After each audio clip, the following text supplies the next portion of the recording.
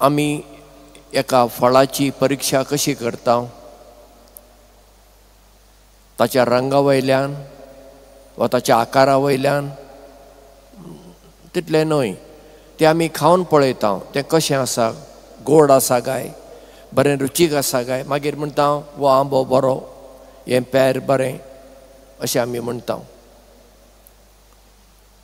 तर मनशांक आमी कशीं वळखता, हीं बरीं मनशां वा खोटी मनशां? अणभवान. कांय मनशां गोड गोड उलयतात, तोंडार गोड गोड उलयतात, पूण फाटल्यान तुका मागीर सुरी तोपतात, आडपाय दितात, वायट करतात. देखून जेजू म्हणटा खोटे प्रवादी येतले, पूण ते कशे येतले? मेंढराचें रूप घेवन, म्हणजे एकदम भोळे कशे येतले, उलयतले आनी तुमकां आपल्या जाळांत घुस्पायतले. शिटूक रावात म्हणटा जेजू. आनी मागीर जेजू बरें फळ आनी वायट फळ हाची देख दिता. हें आमी अणभवान जाणा. आंब्याच्या रुखार लिंबे जायनात, लिंब्याच्या रुखार आंबे जायनात, जांबळाच्या रुखार बिंबळां जायनात आनी बिंबळाच्या रुखार जांबळां जायनात, अणसाच्या झाडार पणस जायनात आनी पणसाच्या रुखार अणसां जायनात. हें आमी जाणा. तर मनशांक आमी कशें वळखुचें?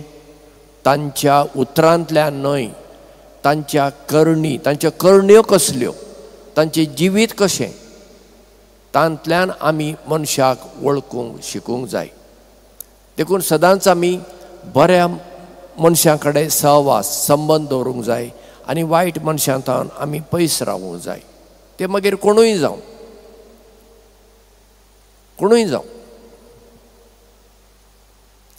आयच्या पयल्या वाचपांत देव आब्रामा कडेन दर्शनांत उलयता, म्हणजे स्वप्नांत उलयता. आनी आब्राहाम देवाक म्हणटा, म्हाका आजून भुरगें बाळ ना आनी तुवें सांगलेलें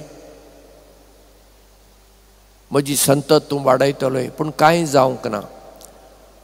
तेन्ना देव ताका परत्यान म्हणटा, ना, तुज्याच रक्तमासाचो पूत जल्मतलो आनी फुडें तोच तुजी संतत वाडयतलो. आनी वाचप म्हणटा, आब्राहामान देवाच्या उतराचेर विस्वास दवरलो, देखून देवान ताका प्रामाणीक केलो. देव फकत आब्रामा कडेच उलयना, तो आमचे कडेन उलयता, पूण जसो कितें समोर येवन उलोवचो ना, वा कडेन स्वप्नांत उलोवचो ना, पूण तो आमच्या कडेन उलयता. विविध प्रकारांनी तो आमच्या कडेन उलयता. जेन्ना आमी बायबल वाचता तेन्ना तो आमच्या कडेन उलयता. सैमांतल्यान, वाऱ्यांतल्यान, पावसांतल्यान, फुलांतल्यान, झाडांतल्यान, मनशां थावन, मोजाती थावन तो आमच्या कडेन उलयता. फकत आमचे कान, दोळे आनी आमची मत आमी उक्ती दवरूंक जाय.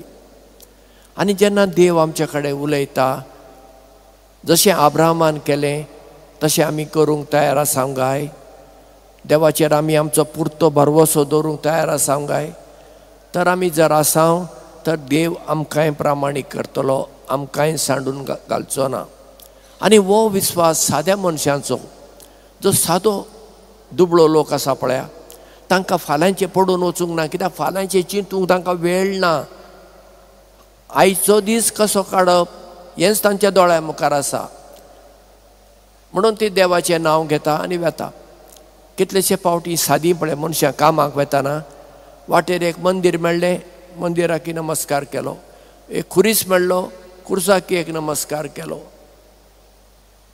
कित्याक तांकां दिसता देवूच आपणाक पावतलो, तांकां वेळ ना चड वेळ मागणें करूंक. म्हूण एक नमस्कार करून ती फुडें वेतात आनी आपलो वावर करूंक लागतात. इतलो तांचो सादो भावार्थ. तर आमी सदां मिसाक येता मूं? कित्याक म्हूण येता? संवयेक लागून तर बरी न्हय. संवयेक लागून कोणें मिसाक येवचें न्हय. संवयेक लागून आमी जायत्यो गजाली करता. तोंड घासता, न्हाता, मागीर पेपर वाचता, टीव्ही पळयता, ती संवयो. मीस संवयेक लागून करचें न्हय. मिसान म्हाका बरेंपण मेळूंक जाय, देवाचें बेसांव म्हाका मेळूंक जाय, देवाचें उतर आमी आयकूंक जाय, ह्या मनान आमी मिसांत येवंक जाय आनी वांटो घेवंक जाय. पूण आमी कशी वांटो घेता? आतां तुमीच पळया कशी बसल्या, थंय एकलो थंय एकलो अशी कितें पसरून पसरून. तुमी केन्ना मुस्लिमांच्या मस्जिदीक गेलात, थंय पळया कशें बसूंक जाय. पयल्या वळीर पयलो मनीस रावता, ताज्या कुशीन दुसरो, मागीर तिसरो, अशें. दुस्मान जरी जालो तुवें थंयच रावूंक जाय, तुका जाय तें बसूंक जायना. इतल्या ते एकवटान आपल्या मशिदींत नमाजांत वांटो घेतात. पूण आमचें कितें कितेंय चलता, म्हाका तोच जागो जाय, म्हाका त्याच फॅना पोंदा जाय, अशें जाय. आमचें कशेंय चलता.